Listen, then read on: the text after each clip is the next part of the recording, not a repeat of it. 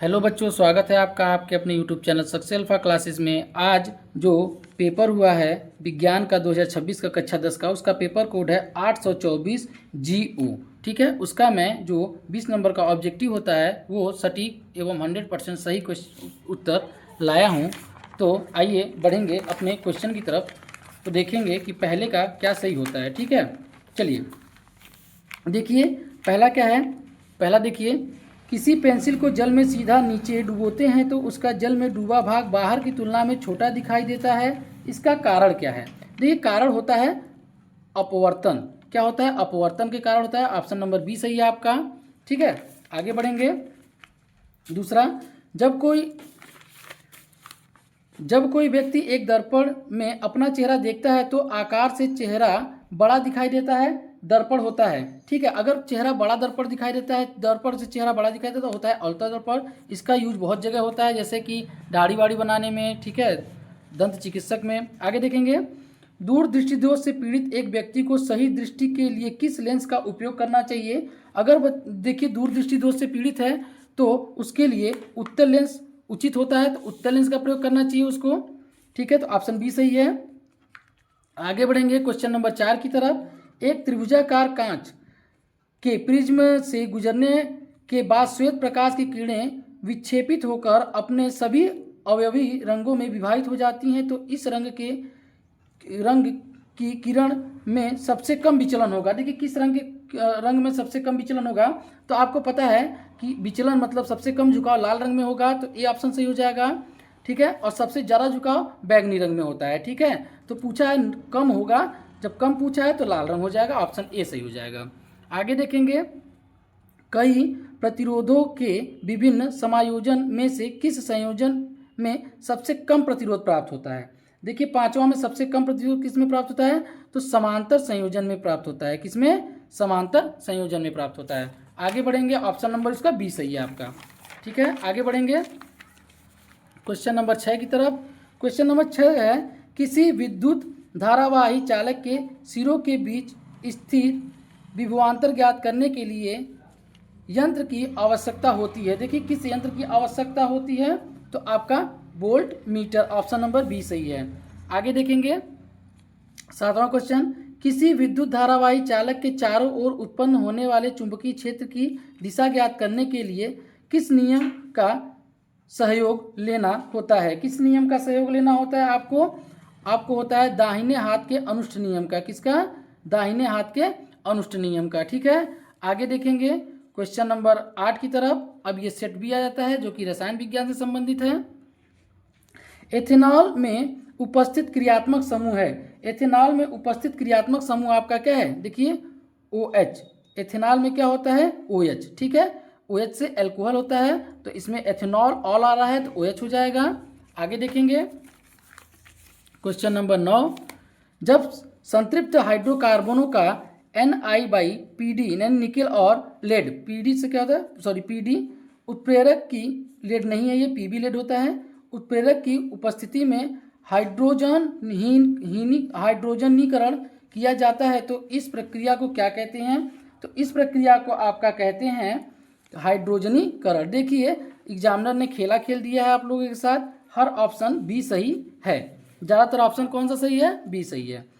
Carbon का कौन सा एलोट्रॉप फुटबॉल जैसे संरचना रखता है? ठीक है, ये कौन सा फुटबॉल जैसे संरचना रखता है? सी कार्बन C60 ना, बकिन्स कुलेरीन। आगे देखेंगे क्वेश्चन नंबर 11 की तरफ बढ़ेंगे। लौह और भाप की अभिक्रिया का संतुलित समीकरण कौन सा है? देखिए लौह और भाप की अभिक्रिया का संतुलित समीकरण इसमें देखेंगे, लौह और भाप है तो लौह देखिए ये भी है ये भी है, लेकिन अगर बात करेंगे इसमें 3Fe4H2O, तो Fe3 ऑक्साइड 4 हो गया इसमें। ठीक है, 4H2, तो ये आपका ऑप्शन नंबर सी सही है। ठीक है, 11 का ऑप्शन नंबर सी सही है आपका। बढ़ेंगे अगले क्वेश्चन की तरफ, आगे देखेंगे। देखिए जब प्लास्टर ऑफ पेरिस, ये क्या है?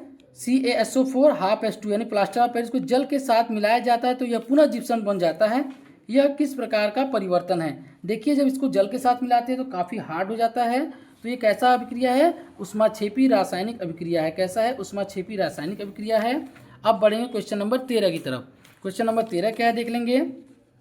लोहे को जंग लगने से बचाने की प्रक्रिया गैल्वेनाइजेशन कहलाती है।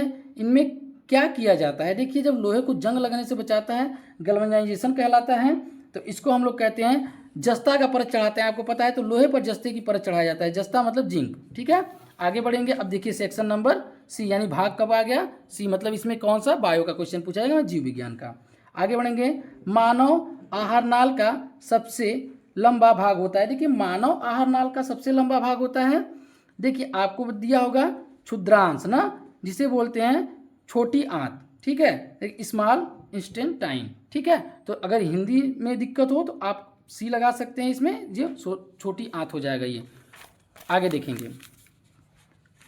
ठीक है, पौधों में जाइलम का मुख्य कार्य क्या होता है? देखिए, जाइलम का मुख्य कार्य क्या होता है आपका?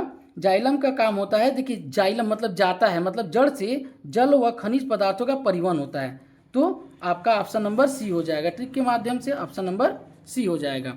पौधों में साइटोकाइनिन हार्मोन्स का मुख्य कार्य होता है।